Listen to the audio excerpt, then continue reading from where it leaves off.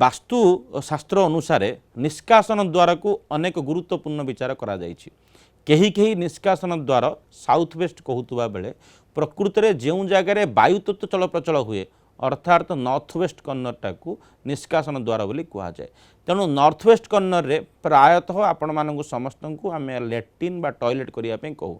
आपणकर घर सेफ्टी कथा कहतु, अंडर हेड टैंक कथा कहतु कि आपणकर जो जगार टॉयलेट करें टॉयलेट में बेस्ट डायरेक्शन होची आपणकर साउथ वेस्ट नॉर्थ वेस्ट को जितेबाला आप बैलेंस करेंगे सेठी टॉयलेट करेंगे आपण ता द्वारा अनेक सुफल पाइबे।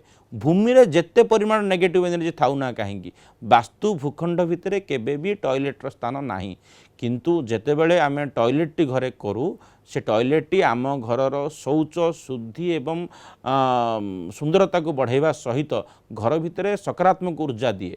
मनीष जड़े सका उठले नित्यकर्म सारे से व्यवहार करे। तेणु निष्कासन द्वार भाव में आपणकर नॉर्थ वेस्ट कर्नर टी वायव्य कोण टी उपयुक्त कोण सेठी आपण टॉयलेट करंतु कि सेप्टिक टैंक करंतु एवं तार फल प्राप्त करंतु घरटा को दिग अनुसार बैलेंस करंतु।